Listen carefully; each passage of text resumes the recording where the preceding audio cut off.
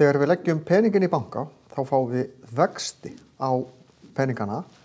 Það mjög breytilegt hins vegar eftir hvaða bóki með reikningana inn á, hvað eru háir vextir. Þessu margir reikningar eru með mjög lága vexti, eiginlega svo lítið að það skiptir ekki alla máli. Og meðan aðrir reikningar eru með hærri vexti.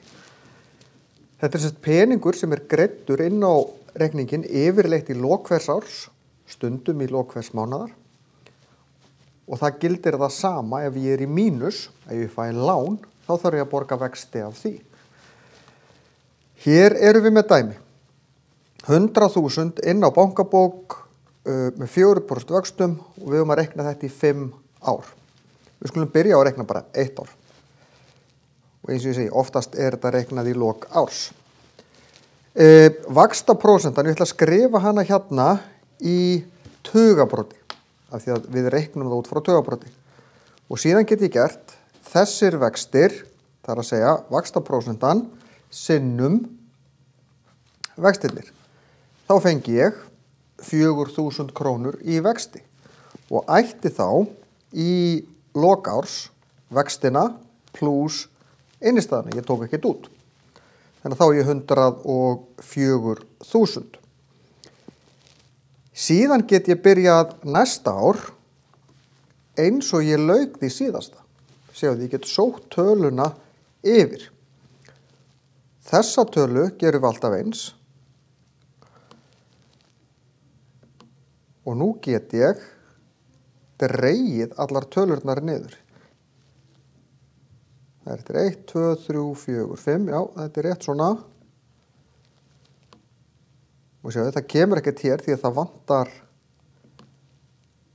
Hér ætlum við alltaf að reikna vexti. Og það er ekki fyrr en ég dreg þessa niður sem hinar birtast allar réttar. Og hér ætla ég að fækka aukastöðum. Og takið eftir einu. Ég ætla líka að fækka aukastöðum hér. Takið eftir einu. Er ég alltaf að fá 4.000? Nei, ég fæ 4.000 fyrst, svo fæ ég 4.160, sjáðu, talan hækkar alltaf sem ég fæ í vexti á hverju ári.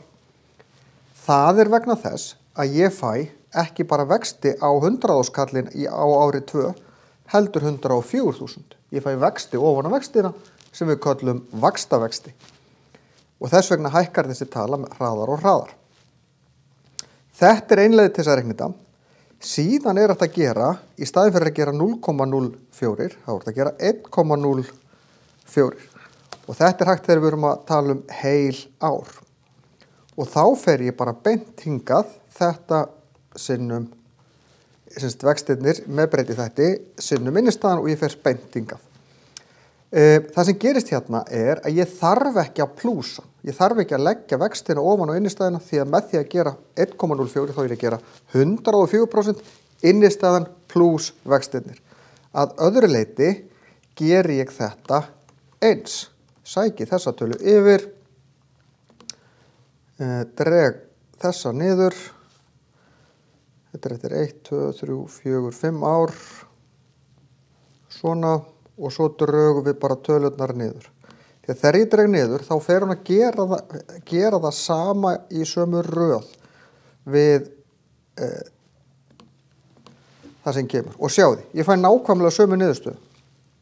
Þetta er sömu útreikningarnir með smávægilegum breytingum og það er bara misjafnt hvort mér finnst þægilega að fara þessa leiðina eða þessa. Eini munurinn er að ef ég fer að reikna þetta út frá dögum, þá verði ég að fara þessa leið, þá get ég ekki farið þessa. Get ég gert þetta í vasareikni og sett slegið bara inn 100.000 sinnum 1,04 í 5. veldi. Af því ég er að gera þetta 5 sinn. Já, það virkar. Fjölda, breyti þáttinn, 1,0 vextirnir, þetta er yfirleitt minni en 10%.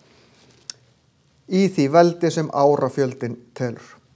Þannig fáum við þetta beint, en þetta er svona skýrara að sjá þetta í töflureikninum. Munurinn er kannski að hér sé ég vextina hvað er hækka, en hér sé ég bara innistæðuna hækka.